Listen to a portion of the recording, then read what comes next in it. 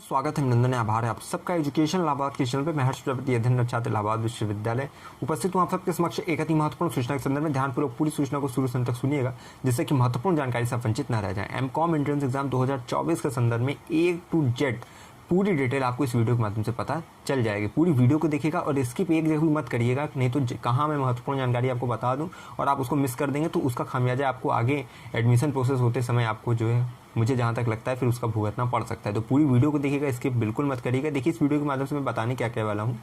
सबसे पहले entrance exam की आप बुक कौन सी लें, ठीक है। उसके बाद सिलेबस क्या है, उसके बाद एंट्रेंस एग्जाम का पैटर्न क्या है, निगेटिव मार्किंग है या नहीं है, गैप ईयर का क्या प्रावधान है, एप्लीकेशन फॉर्म की फीस कितनी रहेगी, एप्लीकेशन फॉर्म कब तक आएगा, ठीक है, एग्जाम कब तक होगा आपका। इसके बाद आपकी कोर्स जो है एमकॉम मेन कैंपस में उसकी कितनी सीट्स है, मेन कैंपस में उसकी क्या फीस है कोर्स की, और एफिलिएटेड कॉलेज कितनी एफिलिएटेड कॉलेज में एमकॉम आपको मिलेगा और वहाँ की फ़ीस क्या है।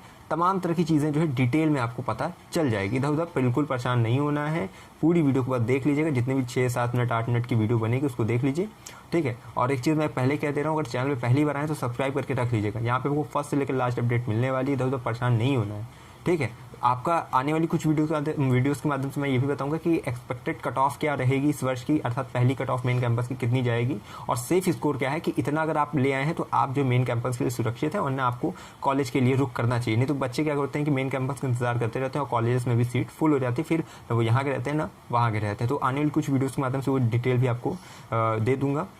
बाकी देखिए, संपूर्ण एनालिसिस, ठीक है, संपूर्ण विश्लेषण के साथ आपको चीज़ें प्राप्त हो जाएगी इस चैनल के माध्यम से, ठीक है। पीजी एंट्रेंस के संदर्भ में अनुभव ठीक ठाक है, तो आपको जो है कहीं और कहीं भटकने की आवश्यकता नहीं है। आपके मनमानस मस्तिष्क में जो भी सवाल चला करें वो कमेंट बॉक्स में पूछ लिया करिए, मुझे जैसे ही समय मिलेगा मैं वो जो है रिप्लाई कर दूंगा। ये वो चैनल जहाँ पे आपके रिप्लाई, कमेंट का रिप्लाई मैं देता हूँ, ठीक है। चलिए स्टार्ट करते हैं। सबसे पहले देखिए, बात करें आपके निगेटिव मार्किंग की, तो एंट्रेंस एग्जाम में निगेटिव मार्किंग नहीं रहती। 2019 से ये चीज़ें समाप्त हो चुकी हैं। गैप ईयर का क्या प्रावधान है, अगर देखिए आपका ग्रेजुएशन के बाद अगर 1 साल का गैप है पीजी करने में, 2 साल का गैप है, तो नंबर आपका कटता है। और ये नंबर किस में से कटता है, जो एंट्रेंस एग्जाम में आप नंबर हासिल करते हैं उसी में से 5 नंबर कट जाता है, 5% कटता है। देखिए, अगर 1 साल का गैप है तो 5% नंबर कटेगा, 2 साल का गैप है 10% कटेगा, 3 साल का है तो 15% कटेगा, इससे ज़्यादा भी है तो भी 15% ही कटेगा, ठीक है। अब बात करें एप्लीकेशन फॉर्म आपका कब आ रहा है, तो आपका देखिए 25 से 30 के मध्य में आ जाएगा। अप्रैल लास्ट में मैं बोल ही रहा हूँ क्योंकि पिछले वर्ष भी 25 तक आ गया था, तो अप्रैल लास्ट में आपके फॉर्म आ जाएंगे। आपका एंट्रेंस एग्जाम देखिए 10 से 15 जून के मध्य में हो जाना चाहिए, क्योंकि 2 से 5 जून में पिछले वर्ष हुआ था, तो 10 से 15 जून के मध्य में आपका जो एंट्रेंस एग्जाम हो जाएगा। और अगर आप बात करें कि आपका जो एप्लीकेशन फॉर्म की फ़ीस क्या रहने वाली है, मैं पहले ही बता चुका हूँ। ये एमकॉम जो आता है आपको पीजीटी फर्स्ट के अंतर्गत, ठीक है। अर्थात पीजीटी फर्स्ट पीजीटी सेकंड के अगर ये नहीं पता तो ये समझिए कि इलाहाबाद विश्वविद्यालय जब परास्नातक प्रवेश परीक्षा कराता है तो जितने भी कोर्सेज, ठीक है, ऑफर करता है उसे 5 सूची में विभाजित करता है। तो लिस्ट 1 से लेकर 4 तक को पीजीटी फर्स्ट कहते हैं और लिस्ट 5 को जो है पीजीटी सेकंड कहते हैं। अब पीजीटी फर्स्ट की जो फीस होती है वो अलग होती है, पीजीटी सेकंड की अलग होती है।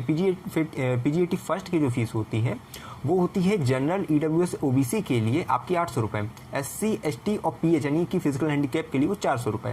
पीजीटी सेकंड की फीस अलग होती है, जनरल, ईडब्ल्यूएस, ओबीसी के लिए 1600 रुपये, एससी, एसटी, पीएच के लिए 800 रुपये, ठीक है। तो वो चीज़ें अलग है। लेकिन आप एमकॉम आपका है तो एमकॉम के लिए जनरल, ईडब्ल्यूएस, ओबीसी के अगर जो छात्र हैं उनको एप्लीकेशन फॉर्म भरते समय 800 रुपये देना है, और जो है एससी, एसटी, पीएच के हैं तो 400 रुपये देना है, ठीक।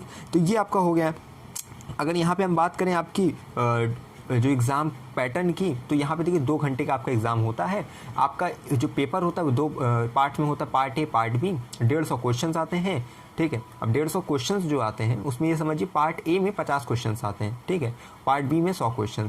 पार्ट ए का सिलेबस क्या रहता है, देखिए पार्ट ए का जो सिलेबस रहता है वो general awareness, general Hindi, general English, उसके बाद मेंटल एबिलिटी उसमें रहती है, ठीक है। उसके बाद लॉजिकल रीजनिंग, यही 5 पोर्शन से आपके सवाल आता है। और ये अनप्रेडिक्टेबल है, अर्थात ये चीज़ें मत सोचिएगा कि ये आप इससे स्कोर कर ले जाएंगे। देखिए इससे स्कोर ज़्यादा होता नहीं, आपका मेन स्कोर होता है पार्ट बी से, क्योंकि ये जो है इसमें आप कुछ सोच के जाएंगे। लेकिन हमेशा मैं चीज़ें बता देता हूँ, अनप्रेडिक्टेबल आते हैं इसमें क्वेश्चन जो आप संभावना नहीं लगा सकते कि क्या चीज़ें आएंगी क्या चीज़ नहीं आएंगी। तो ये पोर्शन है, आप एक बार तैयार करिए, लेकिन आपको जो स्कोर आपका जाएगा वो जाएगा पार्ट बी से, ठीक है। तो 50 क्वेश्चन सेक्शन ए से आएंगे, 2 नंबर के प्रत्येक क्वेश्चन रहेंगे, ठीक है। 300 मार्क्स का देखिए 150 क्वेश्चन होते हैं और 300 मार्क्स के आपको टोटल रहेगा।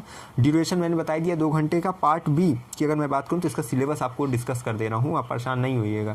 देखिए पार्ट बी में जो है वो है बिजनेस ऑर्गेनाइजेशन एंड मैनेजमेंट, ठीक है। उसके बाद इनकम टैक्स है, फिर कॉस्ट अकाउंटिंग है, उसके बाद आपकी फाइनेंशियल अकाउंटिंग है, बिजनेस लॉ है, कंपनी लॉ है, उसका बिजनेस फाइनेंस है, कंप्यूटर बिजनेस कम्युनिकेशन है, auditing and goods and service tax, GST, marketing, HRM, sick insurance and banking, business and information and economics और स्टैटिस्टिक्स। ये आपके पार्ट बी का है, इसी से आपके 100 क्वेश्चंस हैं और जो है आपको जो है इसी से पार्ट बी आपका रहेगा विषय रिलेटेड, ठीक, विषय संबंधित रहेगा। ये सीट्स की बात करें कि अब यहाँ पे देखिए सीट्स आपको मैं फिर कह रहा हूँ वीडियो स्किप मत करिएगा, अभी पूरी डिटेल अभी बाकी है, ठीक है।